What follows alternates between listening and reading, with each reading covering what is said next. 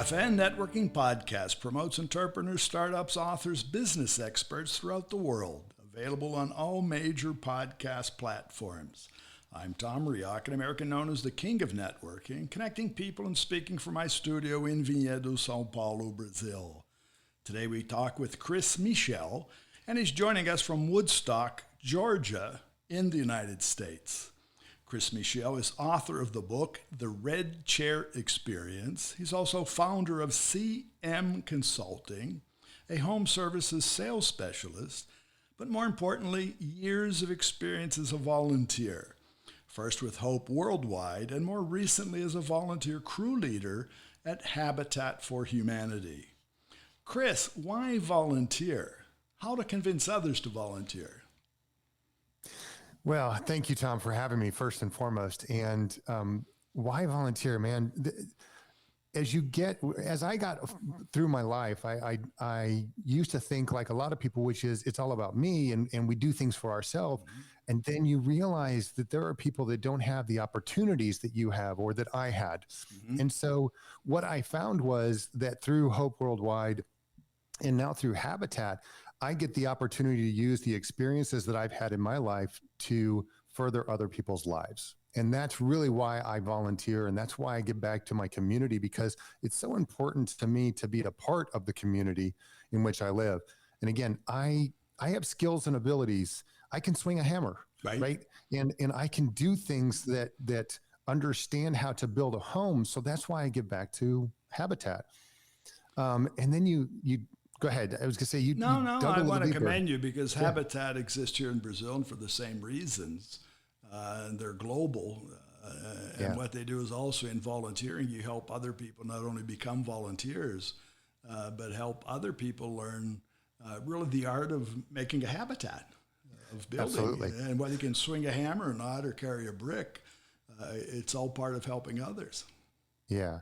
And the cool thing about a company, a group, an organization like Habitat is they don't necessarily give the homes away. They don't give the homes away for free. They give people a leg up. Right. They help people.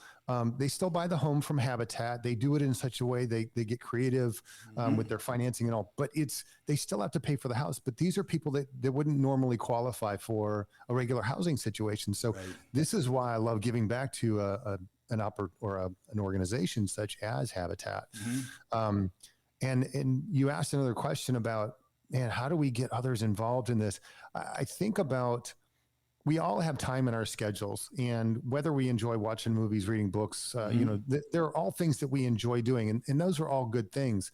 But how can we give to other people? And what I've learned in my life is, how can I give back to other people? Mm-hmm. And it's not about me. My life's work is a blip on the screen in terms of the big picture. I mean, there's 7.5, 8 billion people in this world. Mm-hmm.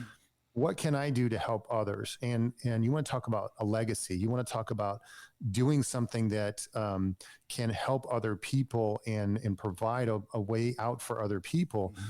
Volunteering does just that. And it could be as simple as going to a soup kitchen, right? And passing out things at a food kitchen or a pantry or something along those lines. Right.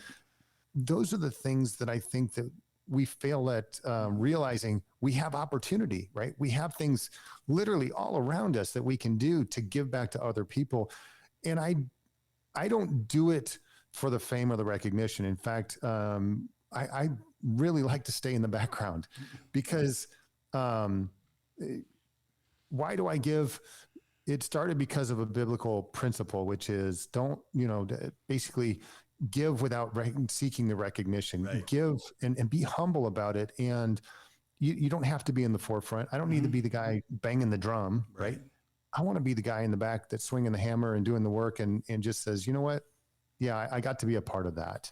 Well, I learned that when I was young from my mother. And one of the things that she taught and I follow is just that. Give and ye shall receive. And it's giving.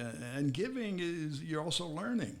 And what you do in any community experience, and I've done in volunteering, you get to meet other people. Yeah. And that's the essence when we're talking about networking, meeting and connecting, engaging. That's the essence of life, I think. It is. One of the things that I learned, Tom, and I appreciate you mentioning the life lessons you learn, right? One of the things I learned in my life is you can't properly receive if you don't properly give. Right. Right. And if you think about that, right, think about the premise of that is we have to learn how to give in order to fully receive, whether it's love, whether it's attention, whether it's anything that we do, right?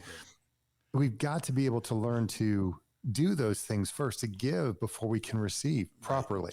Well, I'm sorry, I'm giving you this opportunity. And why am I giving it to you? Because I saw on your LinkedIn profile as I dug in, I saw your years of experience of volunteering. That makes you different in my eyes.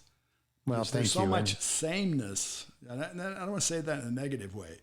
Sure. But volunteering becomes a differential for companies, for persons like myself, when we have to look out to see, well, who do I want to interview? Who do I want to hire? Right. Who do I want to sell to? Right. Yeah. And are they part of your, that leads into your company culture. And do you want your company to be known for giving back and volunteering in the community and doing things like that? Because if you don't hire people that are of that giving spirit, they're not going to promote your company culture of giving. Right. Well, very good. Well, Chris, I want to thank you again. Thank you for sharing your time. Congratulate you on your book that's coming out, right? The Red Chair Experience, which I'm sure is going to be interesting. And we hope to be talking with you again in the future, okay? Thank you so much, Tom.